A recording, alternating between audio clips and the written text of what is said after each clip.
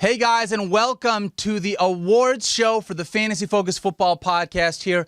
Waiting for our talent to show up for the 0600 Awards. And it looks like we have our first one arriving just now, Stephania Bell. Looking classy as always. Who are you wearing today? Well, I'm sure you're referring to my Jordan Concord 11s because, as the resident medical person, it's important to be responsible with your footwear at the same time as being dressed appropriately for the award show. That is accurate. Man, you look fantastic. Stephania, why don't you take a seat? So excited you're here for the show today. Oh, as am I, Daniel. Cannot wait. Next up, who do we have here? Oh, Fields Yates. Daniel Field, Bopp, how are you, looking friend? dapper as always. What about you? Who are you wearing today? Little Indochino, of course. We've got some collard green, some vineyard vine, some blank label, top to bottom.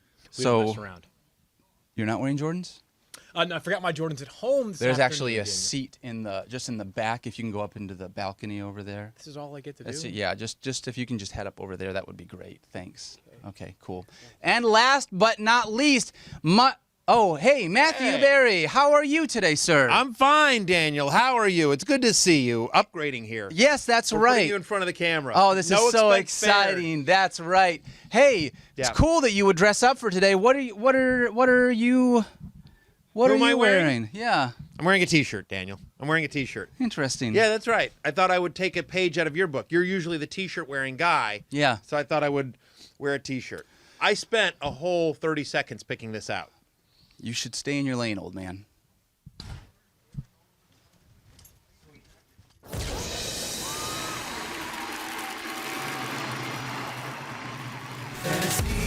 You're in the 06010 Focus. Fantasy Focus.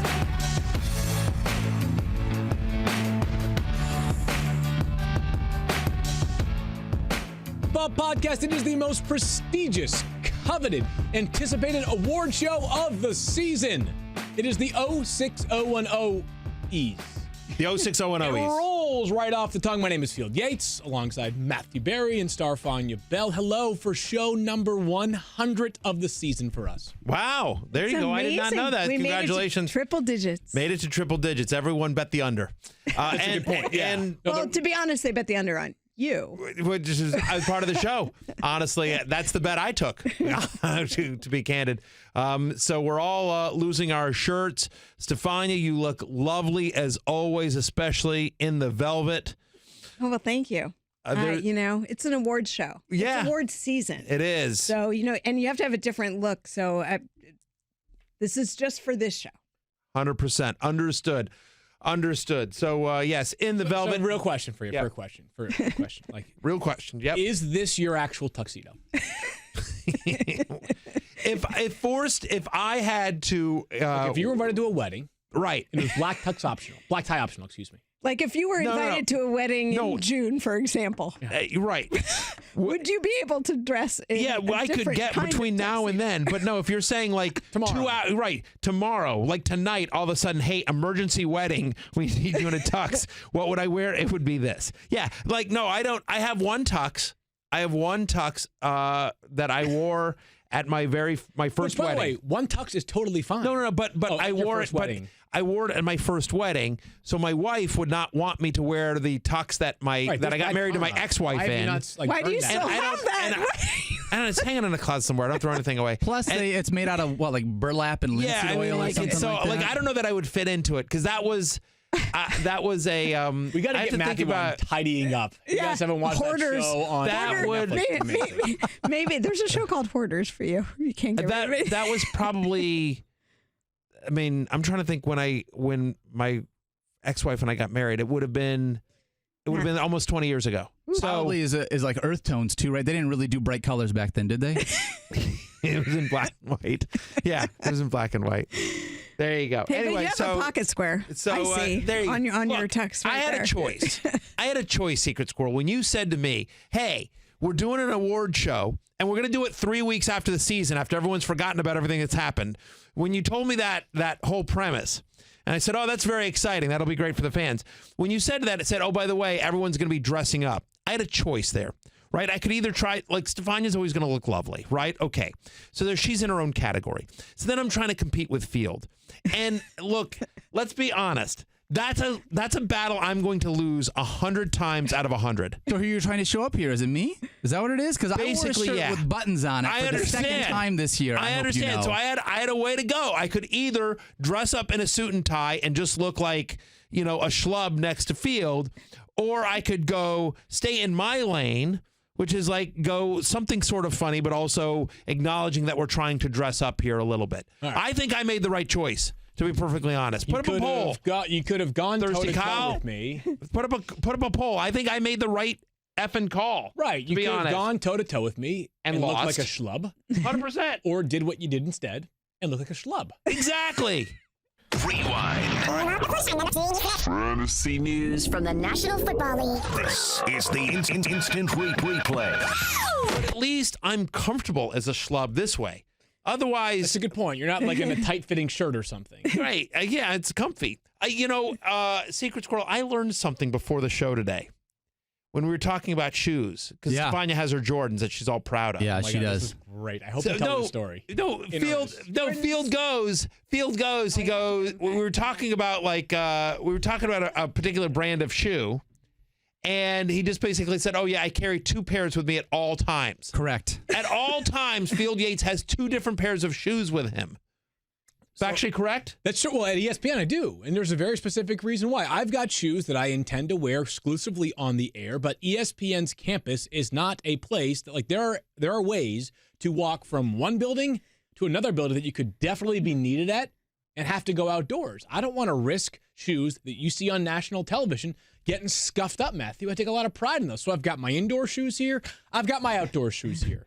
Some might call it a first world problem. I call it being pragmatic and being fashion forward and caring about my non-schlubness. In the first world. I mean, it is absolutely a first world problem. Let's be clear about that. I just clean my shoes is what I do. I just take care of them. No, you don't. Some shoes. No, you don't. Well, whatever. That wasn't the story I thought you were going to tell, but I'll spare you from the other one. We have a big show today. I thought you were going to tell about him having one of your shoes in his office. Yeah, well, that one he's had. That's a long That's time now ago. been recovered. So thankfully, A long he time has ago. that. We have 10 awards to hand out today, and we're not done yet. Tomorrow, is it going to post tomorrow as well? Yes, it will. Tomorrow, Matthew and Mike Clay, our friend, are going to do a podcast surrounding the 8 coaching hires and looking at it through the fantasy prism. So something Right. to look forward for those of you that already have your eyes on 2019. But without further ado, it is time to hand out some hardware. Well, not technically, because last year we had the trophy here and it got kind of awkward and cumbersome. So we will have a trophy, but in the meantime, we're going to hand out Virtual. non-material awards. Right. Virtual awards. awards. So By the way, and if Field as our host, if you nail this, maybe you get to be the Oscar host. Right. Still a game that's open. I'm Still available. not busy. Let me know. Academy. Let's begin now with our 1 week wonder, the you best imagine? performance that seemingly came Yes. out of nowhere. Being a one-hit wonder is not a qualification for this award. Daniel, favorite one-hit wonder? Quickly, go. It would have to be fastball. Fastball for the way, right? Yes, that's right. Not a bad. I think that's probably accepted as the most popular one-hit wonder of all time. But again, the best Interesting. performance that seemingly came out of nowhere. The nominees What's your were favorite as one-hit such. wonder? The way, because that's like the one that everybody says. The way. Okay. Yeah. Mine is, I'll go old school. Okay. Super, this, you won't even know this one, but Men Without Hats, Safety Dance. Yeah. Good answer. Come on. Good answer. Yeah, good answer. Come on, Yeah. Eileen. Great. Dexy's Midnight Runners. Also a good one. But Good the safety dance has like a crazy video as well. Yeah, it's hilarious. Right. Come on, Eileen is pretty weird. That's true. So I'll bring Chumbawamba? it back here. How about Chumbawamba? They That's had a good couple one. thoughts. Yeah. Temple Upper had a couple hits. Did they? They did, yeah. Big Britain, well, they're really popular in Britain. True. So This is that's like- overseas. that's their- but in America, Right. they're known for Tub Thump. All right, so the nominees for the 1 week wonder are as follows. Blake Jarwin, the Cowboys tight end, who in week 17 had 7 catches for 119 yards and 3 touchdowns. Derrick Henry, might have heard of him, for the Tennessee Titans in week 14. He busted out 17 carries, 238 yards, 99 of which came on just 1 carry, 4 touchdowns. Kyle Rudolph, Vikings tight end, in week 16 had 9 catches, 122 yards, and 2 touchdowns. And finally, Mitch Trubisky, week 4 against the Buccaneers, 354 passing yards, 6 touchdowns, plus 53 rushing yards. I want to say like 5 of those touchdowns came in the first half.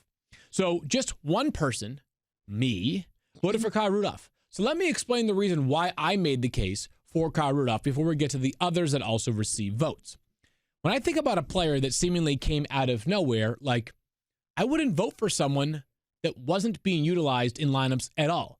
Not a single person playing in the championship was like, yep, can't wait to insert Blake Jarwin in week 17 into my lineup.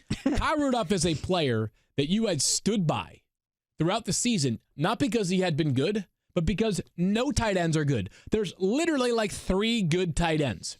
So without a reasonable option to replace Kyle Rudolph with, you probably just tried to figure it out at other positions. You said, hopefully my running backs are good enough to win this week. He went 11 straight games without a touchdown. He had 5 catches for 30 yards over the 2 weeks prior to this game. And on that game, he came out with 33.2 fantasy points. Of course, the Hail Mary at the end of the first half.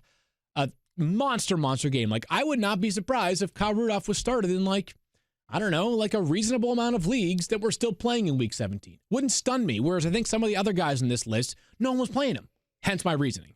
Well, we all play in the War Room League here at ESPN, and the champion of the league, Seth Markman, our fearless leader who oversees all the NFL coverage for ESPN, who plays in the league, won the league this year, and he did it in part because of Derrick Henry, who was my vote. So I really looked at the description here, the best performance that seemingly came out of nowhere. That's the first sentence of the description here. And you think about Derrick Henry, who was certainly rostered in a ton of leagues.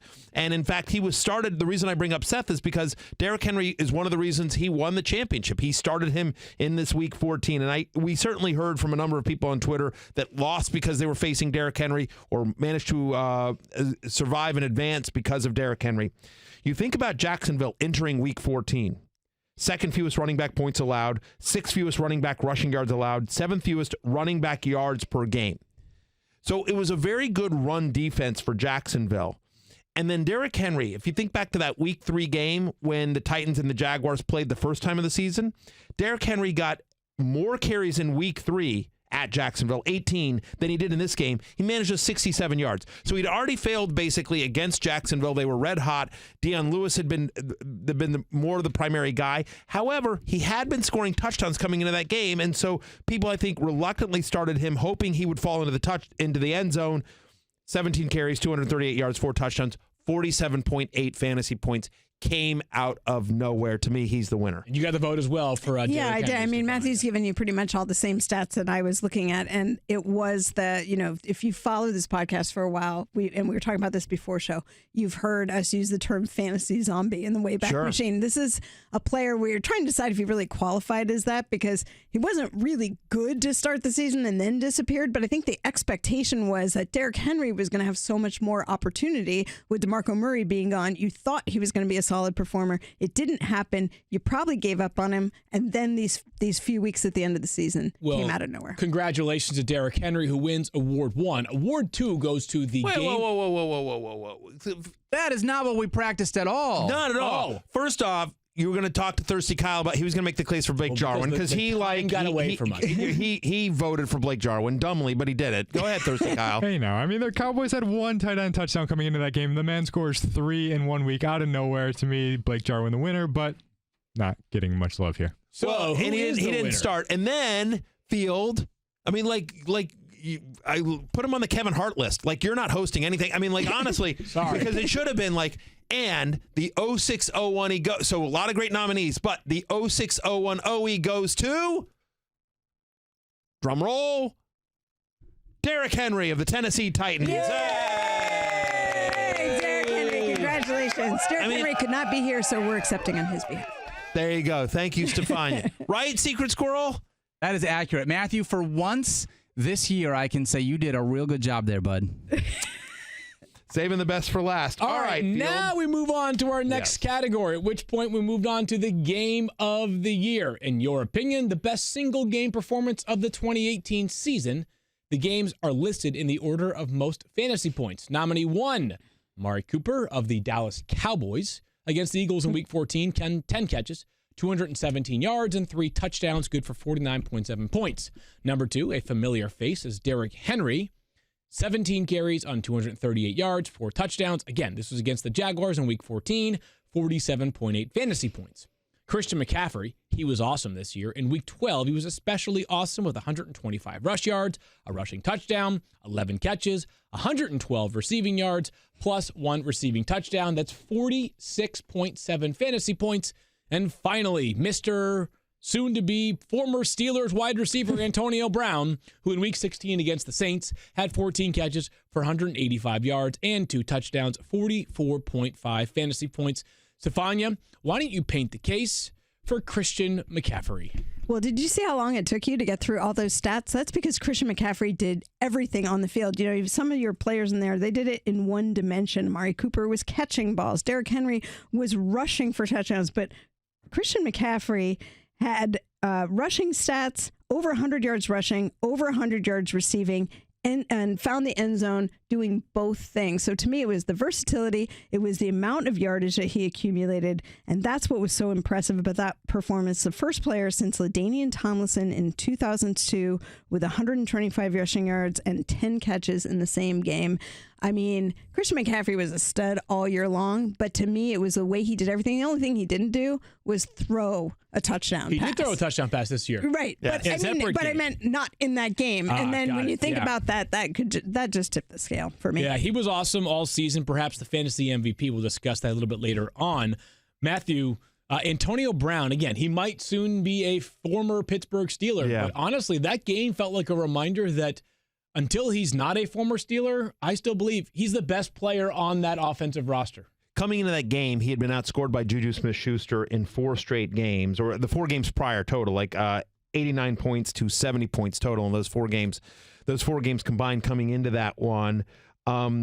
14 catches, 44.5 fantasy points, both of those career highs for AB in a road game. We've always talked about road Ben and some of the struggles. Those obviously then trickle down a little bit to Antonio Brown. But for me, look, 4 great games, amazing. The reason I voted for Antonio Brown here, Field, is it was Week 16. Correct. He literally won people the championship. So the question is, best single game performance. It was Week 16. He won people their titles in Week 16 or the first half of a 2-week playoff if you played in ESPN standard leagues there. I think you could make a case for Henry or Cooper in Week 14. But again, they may have sort of balanced each other out in the first round of the playoffs. And for me, it's because it's Week 16. Agreed there. Daniel, my question to you is this. Can the 1-week wonder also be the game of the year? Because you voted for Derrick Henry. I absolutely did. I think the thing to realize here that Derrick Henry had not had more than 58 rushing yards in any game throughout the season until that point. And then that game, 17 carries, 238 yards, 4 touchdowns. And again, like Matthew said earlier, against the Jacksonville Jaguars, this was not just some pushover defense. Well, let's be honest. They helped him in that game. they looked like a pushover defense a little bit. They forgot to show up in that game. Yeah, that certainly did. Sure. But my question, Field, is who is it that won this award? Well, Daniel, without further ado, drum roll, please. Yes. The game of the year goes to Stephania Bell. Tell us. The 060 OE for game of the year goes to Derrick Henry. He's got a monopoly on it. Derrick Henry goes back to back. The applause track in the background tells you everything you need to know. Congratulations, Derrick Henry. The production Henry. value of this show. That was not an applause. We just have a bunch of cowboys sitting in the back. There you go. Does that include Cowboy Sam? Not actually Cowboy Sam, no. Oh, it's too bad. Comeback Player of the Year is our next award, and it's the most productive player that was either injured or disappointing in 2018. The 4 nominees are as follows. Andrew Luck, quarterback 5 in 2018 after exactly 0 snaps taken in 2017 because of a shoulder issue. Deshaun Watson, he was quarterback 4 in 2018. I might add quietly, he played 7 games in 2017, then he tore his ACL in practice, ended a miracle rookie season. Matt Ryan, remember how many bad stats Kyle's able to pull in 2017? He gave him all the fodder you could possibly need. He finished as quarterback 2 in 2018. Amari Cooper, this could almost be the comeback player of the year broken into 2 seasons, because not only was Amari Cooper disappointing in 2017 when he was wide receiver 34, he eventually became wide receiver 12 in fantasy points per game after week 9 when he was traded to the Dallas Cowboys, of course. Kyle, is there a case to be made for Matt Ryan after all that negative venom you spewed at him last year? I got nothing wrong with Matt Ryan, but yeah, Tristan voted for him. Last year, he didn't have a game with over 18.5 fantasy points. This year, he had at least 19.5 fantasy points in each of the 4 ESPN playoff games. He was the first quarterback to do that since Tom Brady and Drew Brees did it in 2011. Pretty good stretch for Matty Ice when you needed it most. All right, I think that's fair. You know, Matthew, I think Deshaun Watson, I said this when I was describing it, but it was kind of a quiet quarterback 4. It didn't feel like the dominant performance. No, it certainly did, and I think people were wondering about his health, although Stephania, to her credit, all through the offseason she felt that Deshaun Watson would be back and healthy because of the way the injury was progressing and when he had gotten injured in the season as well. So for me, I was a little surprised to see Watson nominated because he had been so good prior to the injury. Yeah, I think so as well. He was really good, and I think the only comeback he needs to make is being back from an ACL tear. But because he's done it before, because he's a really resilient guy, because the weapons, he has at least one that you really love in DeAndre Hopkins, we all felt pretty good about Deshaun Watson. And it also, I mean, I will say, I don't know that he certainly wasn't the 4th best quarterback from an NFL perspective. Like, if you just watch the tape and graded everyone based on the tape, like, he struggled, but, you know, because of the rushing yards and came on towards the end, and played every game, which also helps as well. And I got to be honest with you, this also felt like a year where, in terms of quarterback separators, like, is a it's a one-person tier at the top. Sure. And then, like, you know, like, there was, like, 2 through 8 was kind of like, they're all sort of the same. But right. Stephania. Maybe the best story of the year from a medical standpoint is Andrew Luck's wonderful play this season. I just go back to the fact that people were talking about whether he'd ever play football again. Sure. I mean, misses all of 2017 after having surgery on his shoulder.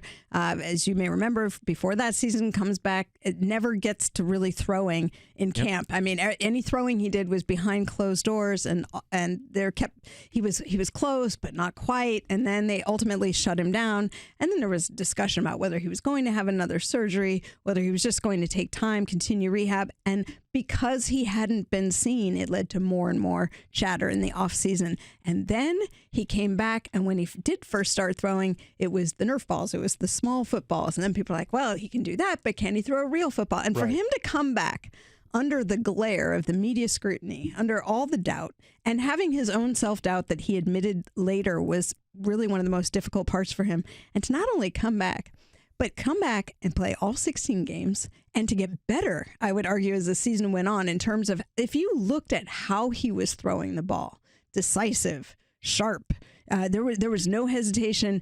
And, you know, he was also protecting, he was playing like a better quarterback all the way around. So I think for what he came back from all the doubt and people thinking he might not play again, that really made the case for him. Pretty remarkable year for Andrew Luck, quarterback 5, as we mentioned. Look, had 10 different games fielded with 285 passing yards or more and multiple touchdown passes. That led the NFL. And remember, at the beginning of the year, he was dinking and dunking, and it didn't seem like his arm strength was totally back. Well, starting in week 4, his air yards per target went up almost 3 air yards per throw. And from that point on, when it seemed to get the strength back, he was the 2nd best quarterback in terms of total fantasy points from week 4 on. Not an about face, perhaps, for Andrew Luck, but he really was remarkable in his turnaround. So anyway, Matthew Berry. Yes. So, I turn to you now. Drum roll, please. And the 06-010 for Comeback Player of the Year goes to Andrew Luck. And his neckbeard. Captain Andrew Luck. Congratulations. An honorable mention to all the medical staff at the Colts to help bring him back. Agreed on that. And it's interesting. There's the story that has come out over the playoffs that Frank Reich was the only head coaching candidate that the Colts interviewed who didn't in his interview ask, "How's Andrew?" Interesting. That was a story that came out that every other coaching candidate naturally, by the way, was just like, so what's going on with Andrew? How's it going? And Frank Reich apparently the only one that didn't ever ask what was going on with Andrew Luck. And I don't know that was the reason.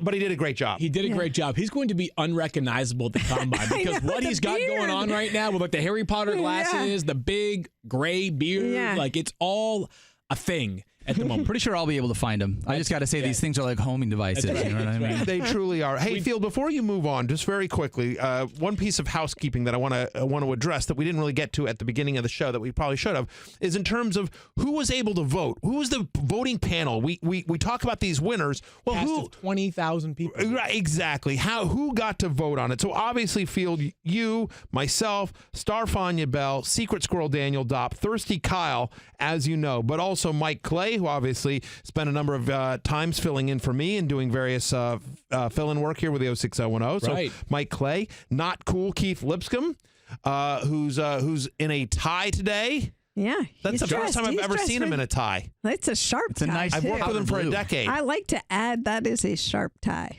I have no meetings with any higher ups today. It looks good. Yeah. You look good. The football scientist Casey Joyner. Yep. Eric, our colleague Eric Carabo, FSWA Hall of Famer Eric Carabo, FSWA Hall of Famer Tristan Cockcroft. Both of them, of course, the hosts of the 06010 baseball podcast. They do a great job over there. And the Statapillar, Damien. The Statapillar from the fantasy show, our show researcher over there on the fantasy show on ESPN Plus. I almost regret including him in the voting. Really? That's Yeah. not very Why? nice. I just don't really care for the way that he voted. I just feel like his random arms picked a bunch of random names and just threw it in there and sort of wrecked things for me. But we'll get to it as we get towards the end of the Shots show. fired. Wow, Yeah. poor Damien. We Your move thoughts, now. Damien? Damien doesn't have a microphone. What? No. No, Shut it Kyle, off. get Go ahead, his. Kyle. Go ahead. That was uncalled for and very rude. Yeah. Yeah. Oh, Damien's wow. never coming back, Daniel. That's all right with me. Time Weird for to our hear one Damien talk negative- without his suit. Time now for our one negative award of the show. It goes to the biggest disappointment. The description, pretty obvious. The player who was the biggest letdown this season based on both draft position and overall production. The nominees, and this is where they were drafted and where they finished. Le'Veon Bell, drafted as RB2, who finished as running back 156. Leonard Fournette was drafted as RB8. By the way, it's Is that tied for bad? 156. Leonard Fournette was tied. RB8, finished as running back 40. Devontae Freeman, drafted as RB12, finished as running back 106. And Gronk, drafted as tight end 1, finished as tight end 11. So the nominees, so those are all the nominees, and for me, sort of looking at the voting, Leonard Fournette got one vote, and that was from Mike Clay. Right. And Not Cool Keith, do you want to make the case for Leonard Fournette? I honestly, I know Mike Clay was high on Fournette coming into the season and had him on a lot of teams. This feels like a high personal. when he made this decision. Though. This feels like a personal It does, the vote. vendetta. It Like Mike does. Clay is angry at Leonard Fournette, and this is how he's showing it. I think that's a fact. He's definitely angry. But we will say, though, he did just play in two games in the first 9 weeks of the season, but yet you couldn't drop him. Right. So I'm sure there's a real disappointment in that, of course. Sure. But then he comes back, though. If you did hang on to him and had those 3 big weeks where he scored more than 75 points, and then nothing else after that. Right, I think so the problem, that's pretty disappointing. I think Mike, if I had to guess Mike's argument, it would probably be that, hey, like, he didn't draft Le'Veon Bell because he didn't bother. He knew there was too much peril. He waited until September 1 or September 5th when the status of Le'Veon Bell was so far in doubt that if you're drafting Le'Veon Bell, it wasn't with pick 1 or pick 3 or pick 5. It was much lower on in the proceedings. But Le'Veon Bell, by many people's estimation, was the most disappointing player of the year. Stephania, he shares your last name. Yes. Why don't you make the case for Le'Veon? I know. My brother, Le'Veon. Here's the reason that it was a debate for me between him and Gronkowski. I can tell you why I didn't pick Gronkowski, but instead I will tell you why I voted for Le'Veon Bell here. And that was because it was such a huge blow to the fantasy community as a whole. And I thought when I'm voting on this, I didn't draft Le'Veon in any leagues because I looked at the situation and I didn't want that kind of risk in my lineup. I didn't want to draft him and hope that he would come back. And obviously we had no idea when he might be available. But when I looked at the fact that he was drafted running back 2 overall, and how far so it was the distance that he fell, because of course he never played, so he ends up at 156. But it was the amount of lineups, the number of lineups, the number of people playing fantasy that he ultimately impacted. And there was the tease. You kept thinking, well, maybe he'll be back at this point. Well, maybe he'll be back a few weeks after that. Well, maybe by this deadline he'll be back. And it wasn't like you knew. Even if you found out at week 2, so you could go replace him permanently, it put a lot of fantasy players in a very difficult spot. And for me, that's why in my estimation, he was the biggest disappointment. You know, just to add to that, I will say that, look, I actually did draft him. I had him on a couple of teams. One was a league that drafted in early July. One was a league that drafted in early August. But I think because Le'Veon himself had tweeted, "This will be my best season ever," and I'm reporting It was his the tease factor. his agent said he will play. Right. You know, and so His all the teammates reports, said his teammates said he's going to be back there. by this week. We had seen this before, and he left Miami, he was in Pittsburgh, so Private there jet charters, yep. right, there was all sorts of indications that we thought he would play. I mean, and he gave an on the record interview to our own Jeremy Fowler, and I'm not throwing Jeremy under the bus because I think Jeremy does a terrific job for us, but he gave an on the record interview to Jeremy Fowler where he indicated he was going to at least come back over the bye week. Yeah. Over the bye. So just consistently lying and misleading people about his intentions about playing. And so for me, the reason I voted for him, in addition to all that, like, I just don't like the guy from just, I understand, listen, I understand a player wanting to get as much money as they can, and I always will side with a player on that, but just say it. Like, for me, I had an issue with sort of the whole public relations piece of it, where saying he was coming and then he didn't. And you didn't like the optics of Le'Veon's performance? I didn't like the optics of it. And then in terms of this specific award field, I'll just say that he was drafted as basically a top 2 person. He wasn't able to be cut until he officially failed to report in week 11. So you had a roster spot that killed you for the majority of the season. And then also you think about how the rest of the first round played out. And we talk about Leonard Fournette. But other than that, Todd Gurley, David Johnson, Ezekiel Elliott, Antonio Brown, Christian McCaffrey, like pretty much Melvin Gordon, pretty much everyone that you drafted in the first round other than Le'Veon Bell and maybe Leonard Fournette or Dalvin Cook, depending if you drafted him, basically paid off. DeAndre Hopkins. So you basically started the season with a massive hole if you drafted Le'Veon Bell. I'll make the case for Rob Gronkowski. He was my vote this year, and I understand he finishes tight end 11. Doesn't sound that bad as compared to running back 156. Tied for 156 with 0 points, I should add. But the problem with Gronk was that you were paying a premium price on him. Many people were drafting him at the back end of the first round, at the beginning of a second round, depending on what the size of your league was, for him to be a league winner. It was that you had this massive decided edge every single Sunday at a position that offers very little depth. Instead, you got a guy who has held under 60 receiving yards in 9 of the 13 games he played this season. He scored a touchdown in just 3 of the 13 games that he played this season. So I just think that knowing as much as we did about Le'Veon Bell, and again, we are all of the mind that, like, the closer you can draft to the Thursday night kickoff, the better. Of course. I was thrust into fewer situations where I even had to contemplate Le'Veon Bell, I went with Rob Gronkowski instead for my vote. Daniel, we have a little bit of a situation here, though. Yeah, you bet we do. Because we are tied 5-1 thanks to the whatever Mike Clay was doing when he made his decision. So I'm going to make an executive decision, and I'm going to rule in favor of a specific player. Okay. Do you want to pass that over to Starfania via, private conversation? Sure, we can do that. Password. Here we go. And the winner of the 06 O&OE for biggest disappointment is Rob Gronkowski. Rob Gronkowski. That is who I am giving it to. And let me tell you why. Matthew Berry.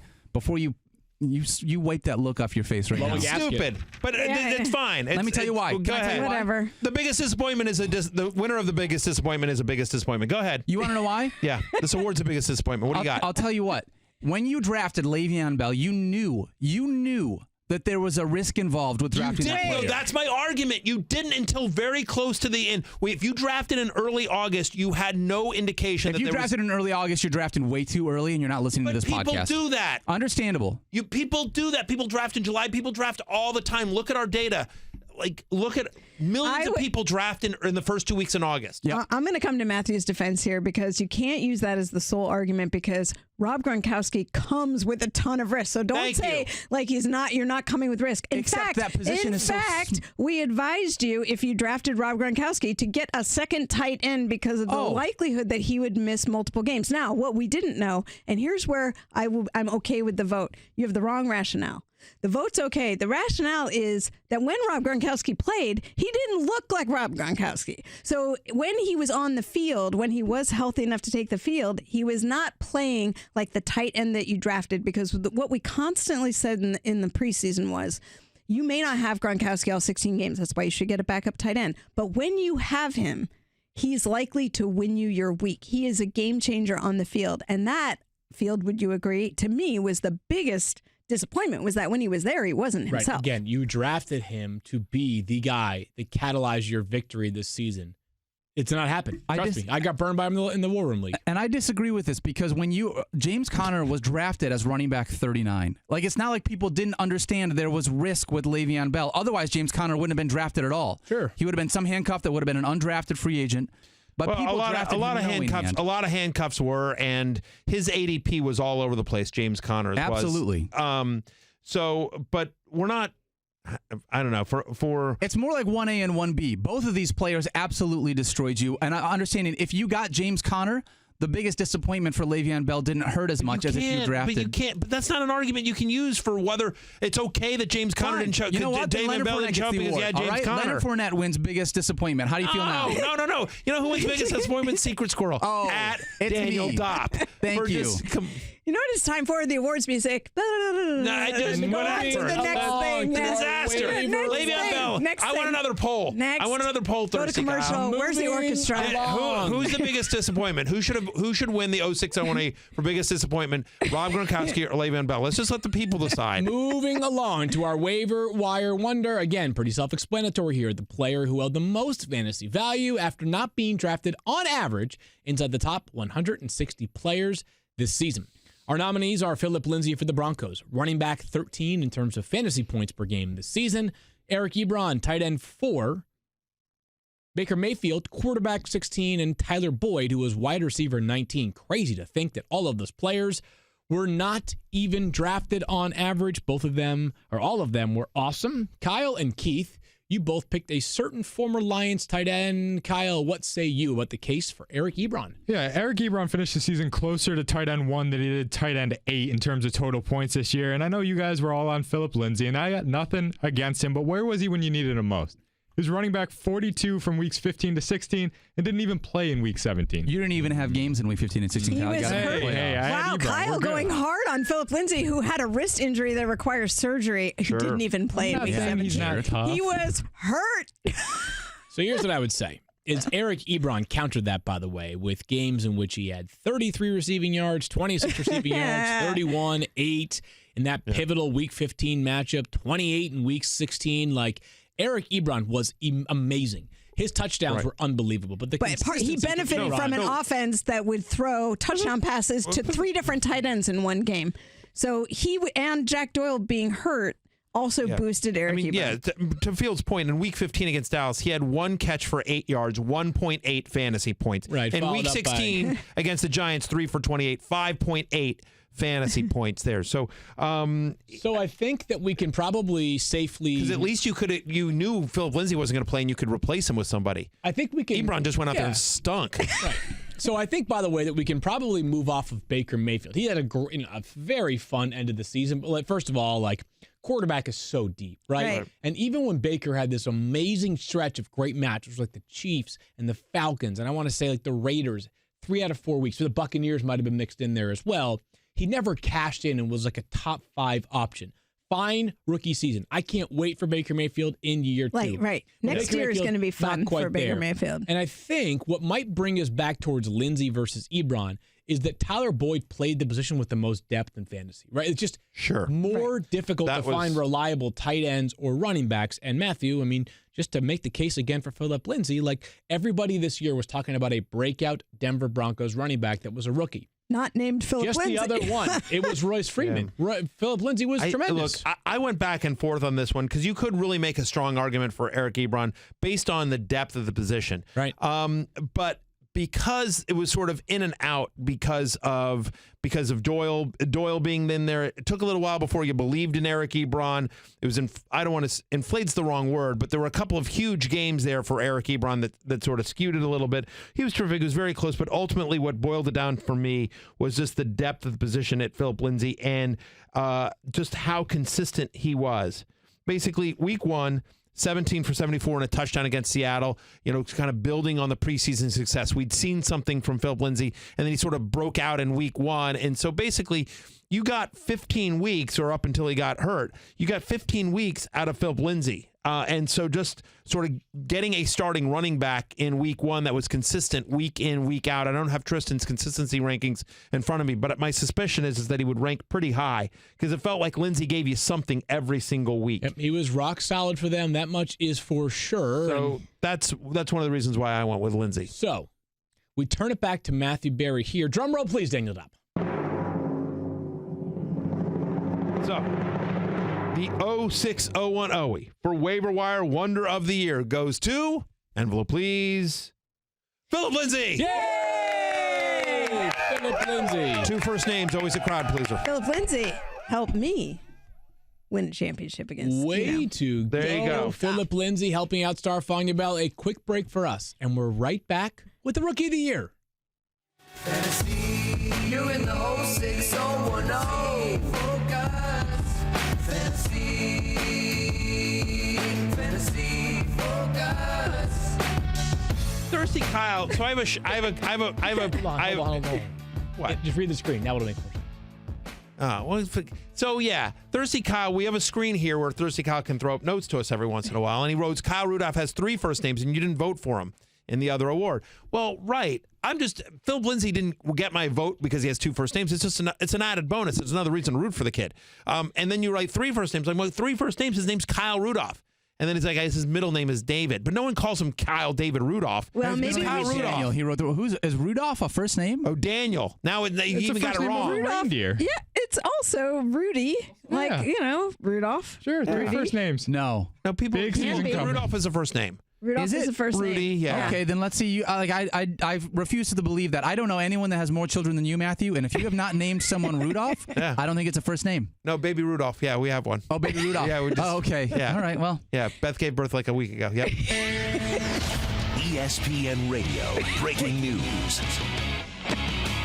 Baby Rudolph. That I've ever. I should. I'm sorry. I didn't. I'll bring a card. His name is. Was I invited to the christening? Is Rudolph it Berry. Rudolph? Rudy for short. Rudy Berry. Rudy Berry. Rudy Yeah. Berry. That would be brutal. Please don't do Baby that. Rudolph.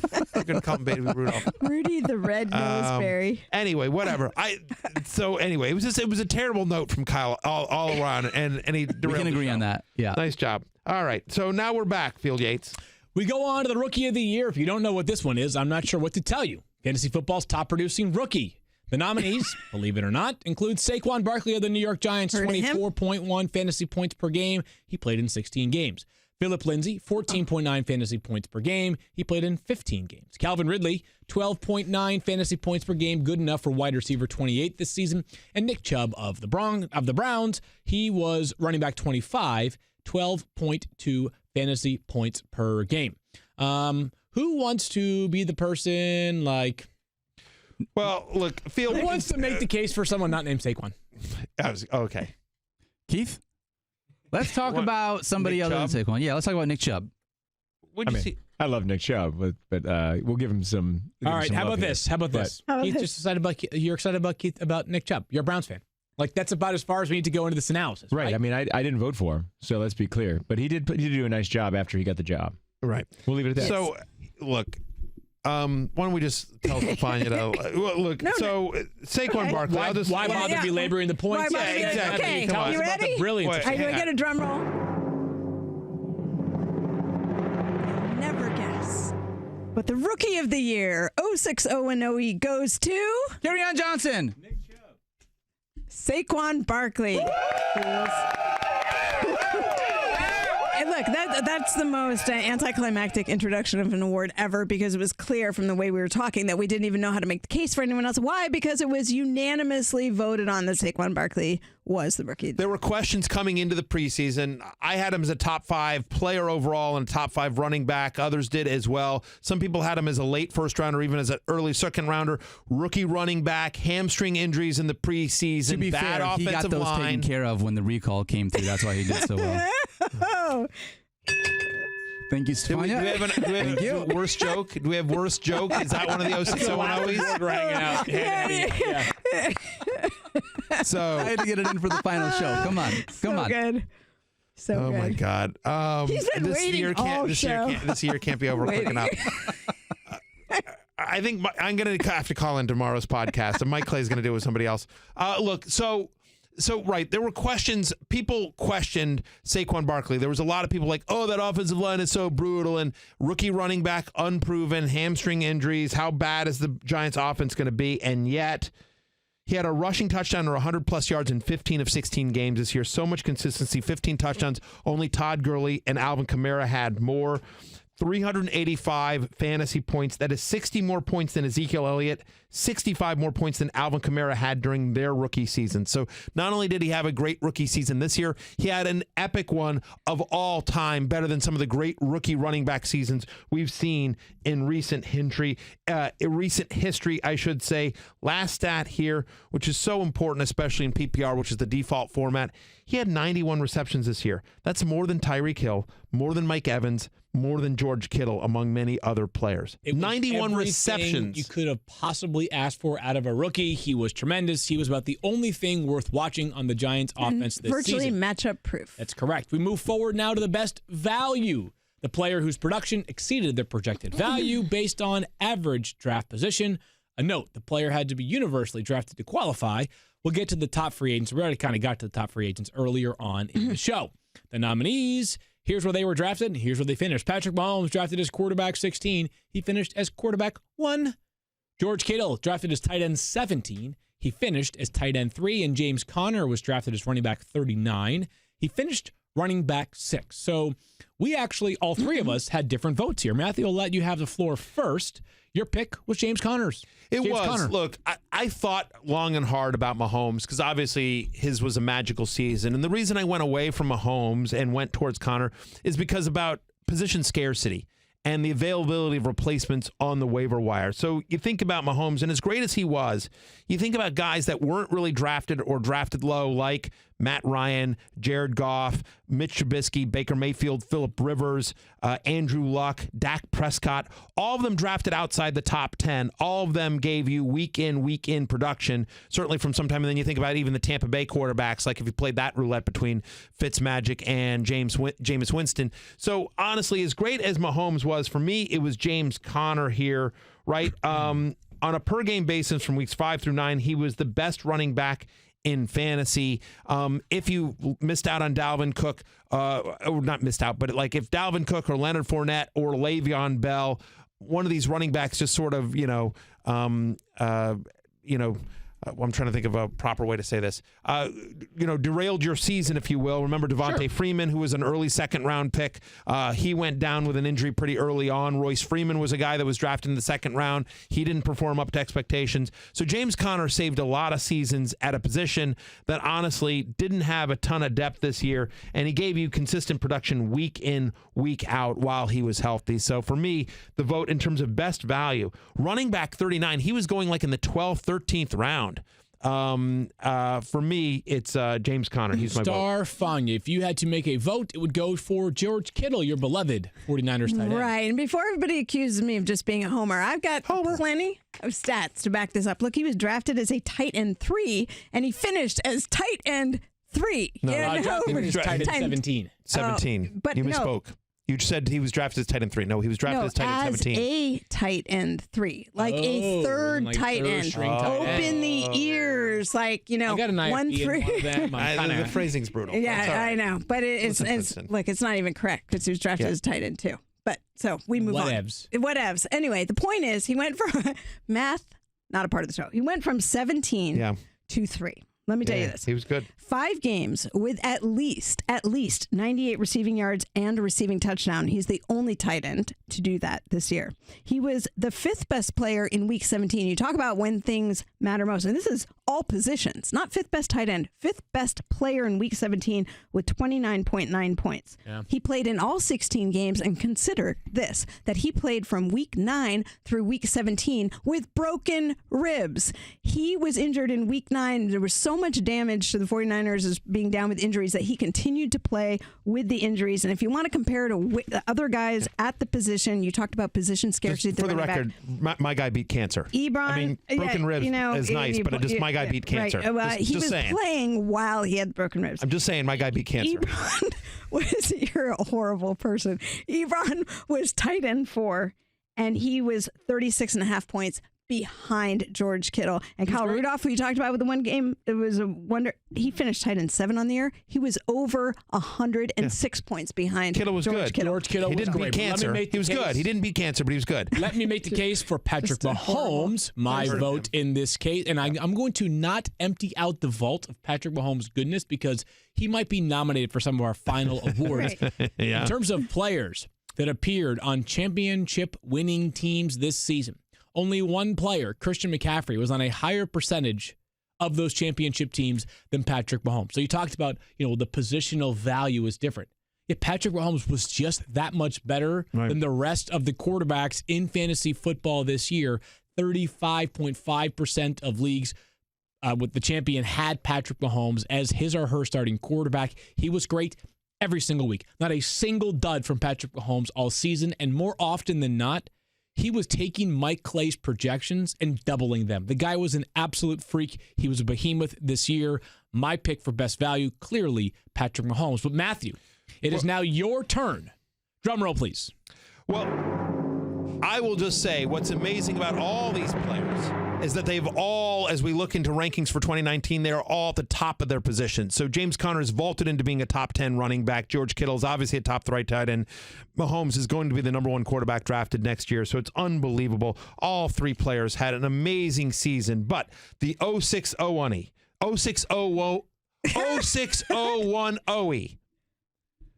for best value goes to, envelope please, Patrick Mahomes. Patrick Mahomes. Yeah, if you missed out on any of these guys this season, you're not going to get the best value for them anymore because now they're going to cost. We move forward to Breakout Player of the Year, and this is the player whose production exceeded expectations and had not previously emerged as a reliable fantasy asset. In this case, Patrick Mahomes was nominee number 1. He finished as quarterback 1 with 417.1 total points. Number 2 in terms of nominees is James Conner. He was RB6 with 280 total points. And Tyler Boyd finished as wide receiver 17 with 221 points. Eric Carabell's not here right now, but he made the case for James Conner, and it probably goes along the lines, Matthew, of what you just said for him in terms of best value. He was awesome and a somewhat unlikely source of awesomeness because of all the Le'Veon Bell noise that we thought could lead to him eventually showing up at the beginning of the season. I think here would be, it's not who I voted for, but I think my guess is that Eric's argument for James Conner for breakout player of the year would be that there was so much talk about Le'Veon Bell's contract and he franchise guy, and he'd been franchised by the Steelers. And so I think there was thought that hey, maybe even the Steelers don't think the reason they're willing to pay $14 million to Le'Veon Bell, the reason they franchised him is because they don't necessarily know that James Conner can match his production. And so I think there was a thought in terms of Patrick Mahomes that being the lead quarterback in an Andy Reid offense and that they'd gotten rid of Alex Smith after a very productive year, that we thought there would be good things. He was a sleeper for many people coming into this year, including myself. So maybe that's, in terms of breakout, no one expected James Conner to do what he did. And so I think that would be the argument maybe that Eric would make for James Conner, is that he truly, in many ways, if you look at the stats, actually exceeded Le'Veon Bell and hurt Le'Veon Bell's free agency case because he performed so well. We go back to the well of Patrick Mahomes, who had 7 games this year with 4+ passing touchdowns. That's more than any other 2 quarterbacks put together combined. I just mentioned he had 417.1 fantasy points, the most ever by a quarterback in fantasy football. He is the presumptive NFL MVP after getting 45 of the 50 first-team All-Pro votes. 5 went to Drew Brees. The writing's on the wall there. Patrick Mahomes was ridiculous. So he had as many games. He had 10 different games where he scored 25 or more fantasy points. Those 10 games, that's the same number as Ben Roethlisberger, Tom Brady, Aaron Rodgers combined. Yeah, unbelievable. If you're who has who has more fantasy point games of 25 points or more, Big Ben, Tom Brady, and Aaron Rodgers combined, or Patrick Mahomes, it's tied. That's how unbelievable he was. All right, so without further ado, drum roll please for Starfania. And the 06-010 Breakout Player of the Year goes to Patrick Mahomes. All right, Patty Mahomes. Not much of a surprise there. I mean, another one. all except for the one vote from Eric 10 Faribault. of 11 votes go to him. Let's turn our attention now to the playoff MVP, the player that held the most value during the postseason in ESPN Standard Leagues, which of course represents weeks 14 through 17. Our nominees are as follows. Derrick Henry, a popular name so far, 105.8 total points. Josh Allen with 90.2 total points. And Damian Williams with 87.2 total points. He, of course, is the new Chiefs starting running back. Played great over the weekend in the playoffs as well. So I asked this. When it's such a finite window, a 4-week window, isn't the easy logic just the guy that's supposed to score the most points? Because it wasn't like 80% of these points from Derrick Henry came in just one game. He was dominant throughout those 4-game stretch. Yeah, and I think when you think about Josh Allen, there was a little bit of people were concerned about, was it fluky? Right? And because the depth of the position at quarterback, I don't know how many playoff games Josh Allen was started in. And with Damian Williams, people kept thinking, is Spencer Ware going to come back? Are they going to use Damian Williams the same way? So you weren't exactly sure. But Derrick Henry, you knew was the guy, especially after that Jacksonville game. He had 7 postseason rushing touchdowns just in this playoff window over that stretch. That's one more than Alvin Kamara and Saquon Barkley combined for. Right. Kamara and Barkley had 6. Derrick Henry had 7 by himself. Averaged 146 rushing yards per game during the fantasy playoffs. So, drum roll, please.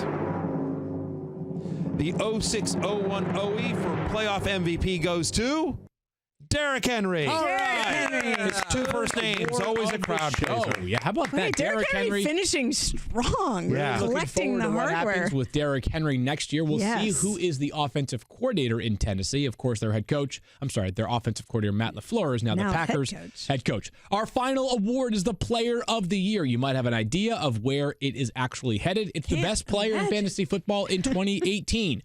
We have 5 nominees. They are listed by most points scored this season. Patrick Mahomes is number 1 with 417.1. Saquon Barkley, number 2, 385.8, just narrowly ahead of Christian McCaffrey at 385.5. Todd Gurley, 372.1, but he had the most fantasy points per game this season. Of course, he sat out those last 2 games. Right. And James Conner at number 5. We've talked a lot about basically every one of these candidates, except for Todd Gurley. So perhaps right now, Matthew, just here's a plug Todd Gurley's awesomeness. Well, I think there was some concern coming into the season. Could he repeat his magical 2017 season? You know, and so people thought Todd Gurley's going to be good, but will he? It's the Mike Clay regression to the mean, won't there be some the sort touchdowns. of right? No exactly. way he could possibly do this. And then yet he did. He was just money in the bank, and if it wasn't for those last 2 weeks, we might have a closer race on our hands. But Todd Gurley was everything you would want in a number 1 overall pick. He's I think the consensus number 1 for next year as well. Yep. And at least he is in my ranks. Could certainly be. There's a very good case for him. Yeah. I mean, so we'll see if anyone else pops up. But he's my number 1 player overall for next year. My ranks are up on ESPN.com, as are Mike Clay's for 2019. But yeah, Todd Gurley, just once again making Sean McVay and the Rams and fantasy managers very, very proud to have him on their team. He was nothing short of terrific here. It was mostly unanimous, although Statapiller, you voted for Christian McCaffrey. I did, yeah. I think Mahomes took home enough hardware on this show already, but my argument for McCaffrey is this. Spoiling the winner? The Panthers really didn't have any other skill position player you felt comfortable starting all season, and McCaffrey still produced week in, week out, set the reception record for running backs, and if you look at it, he finished roughly 30 points behind Mahomes. If he played all of week 17 instead of just the first couple of drives, he could have finished the year as the number 1 fantasy player. Well, maybe his coach wouldn't have benched him if he wasn't so bad in week 17. Wow. Yeah. Stop it. He played one series. Never assume rational coaches. Some might be putting up what the Statapiller or whatever. I'm trying Picking to say. up. Picking What up the what Statapiller is putting down. But Patrick Mahomes, he broke the fantasy scoring record and outscored other quarterbacks this season by 62.1 points. But how about this? He barely played in the fourth quarter. He was quarterback 11 in terms of fourth quarter points. So, Patrick Mahomes played every game, but he was also playing some meaningless games in the fourth quarter. Where they were handing off to here and One there. last time. Right. Well, but I want to give you this one. This was what was amazing for him is we talk about consistency a lot in fantasy. Yeah. Right? Think about this. Weeks 1 through 4, Patrick Mahomes, the number 1 quarterback in fantasy. Weeks 5 through 8, he was the second best quarterback in fantasy, average of 25 fantasy points per game. Weeks 9 through 12, the third best quarterback in fantasy, average of 27 fantasy points. And weeks 13 through 17, he was the second best quarterback in fantasy. Yeah. He was a top 3 guy throughout the entire stretch of the season. It wasn't just like Derrick Henry where he was amazing for one portion of the season. Like week in, week out, Patrick Mahomes was all that and a bag of chips. And with a He number of was quarterback tremendous. injuries, he stayed healthy and played all 16 games. He was amazing. So here we go now. One more time. Drum roll, please. In the 0601 OE for the biggest award of the year, Player of the Year, Patrick Mahomes.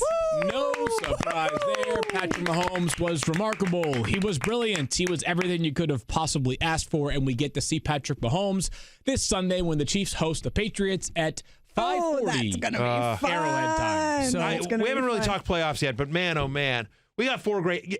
Whoever wins, we're gonna have a great Super Bowl. Great Super Bowls all the way around. We got a couple things to be able to wrap up here. We did do a poll, Matthew Berry, to be able to decide what we want to do here. Biggest disappointment of the season. Okay. 67% of the votes came in for Le'Veon Bell. Yes. All right. Thank you. There you go. Exactly. We made our case, Matthew. Yeah, there you go. Good job, Stephania. I would like to put forward as the producer of the show, one final award that we did not vote on. Oh, okay. But I personally would like to make an executive decision. Please tell me if you disagree. You always do. For the player who should have won an award but did not win an award, because I think what James Conner did this year was absolutely incredible based on the player that he was, and unfortunately he was just overshadowed by a historic season from Patrick Mahomes. But to do what James Conner did, Matthew, like we've talked about, to be running back 6. I would go with my award. I would have created an award for the most consistent player in fantasy football, and I would have given it to Devontae Adams, who had at least 15 points in every single game. Weeks 1 through 16. Obviously, they're not These are playing like the week honorable 17. mention awards we should be giving. Yeah, I mean, honestly, like technical awards, you know. That I mean, but Presented honestly, earlier at I a would different agree. venue. I would agree with James Conner. I would also say Christian McCaffrey. I mean, like Chris McCaffrey didn't win any awards, but Chris Well, McCaffrey somebody was. thought he should have. DeAndre Hopkins Let's was be amazing. honest. Julio was awesome. Todd Gurley as well. Field would have won best boy probably. Yeah, 100%. Yeah. I would have won most patient.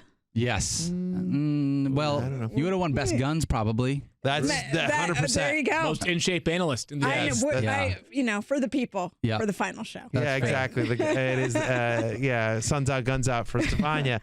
We have one last poll that we need to deliver on, and it was at the very beginning of the show. We said, did Matthew make the right clothing choice today?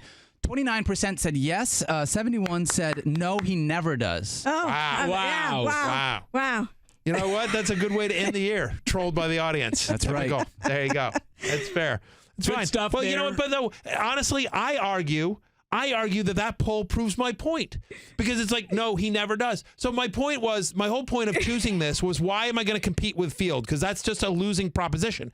So the audience agrees with me. Nope, never does. Like, there was no way I'm going to compete with Field. But why is it about competing with Field? Why can't you just be your own person? Express yourself, Matthew, in your own way.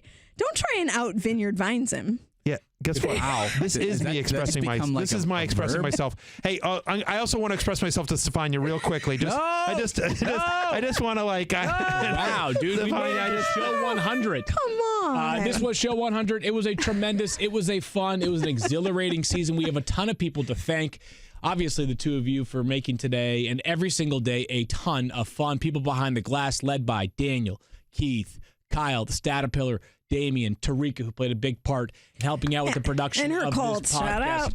Jonathan Luna, Sid Wong, Pete Genesini. Who am I forgetting on the Mike backside? Clay, who filled in so much, and everybody Yes. that even though they were not on the show, we used them so many times either in their rankings or their articles. Both Eric and Tristan, Casey Joyner, everybody else from the fantasy department that has helped for this Matt show. Bowen. Yes. People that played an integral role in what we do every single day. And, of course, you, the fans, the viewers, the listeners, those who I'm joined sorry, us. but how about our host, Field Yates? Did we thank Yes. Matthew Keith? Yes, we did. Yes, Yeah, he we said did. he But mentioned them. Yeah. wait, you know what? Pierre Baquet of the fantasy department. Thank Pierre. Field's too humble to credit himself, so we will credit you. Oh, yes. Field, And thank for you to being Field for showing fabulous up. host and for putting up with the guy who sits between us, Field. Yeah. showing up. And you win the attendance award. You win the attendance award. Oh, Field gets Every year, perfect baby. attendance. Every year you win the attendance award. Tom Carpenter, we should thank Tom Carpenter as well. A lot of people to go around, and all of those that participated in the men's, the women's, the celebrity leagues. It was a ton of fun. It was a great season. We have a podcast coming your way tomorrow in terms of audio form. For those that watch it on Twitter, if you're watching this on YouTube, enjoy it.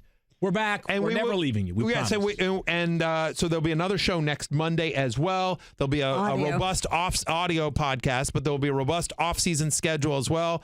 I think we don't have any dates to announce here yet, but my expectation is that the 06010 will once again hit the road at some point next year, and so we'll let you know when that happens as well. But, all right. Thank you, all of everybody. us here at in the Weasel Dome. For Field, Stephania, Daniel, Not Cool Keith, Thirsty Kyle, we appreciate you. Love you. Peace out. You're in the 06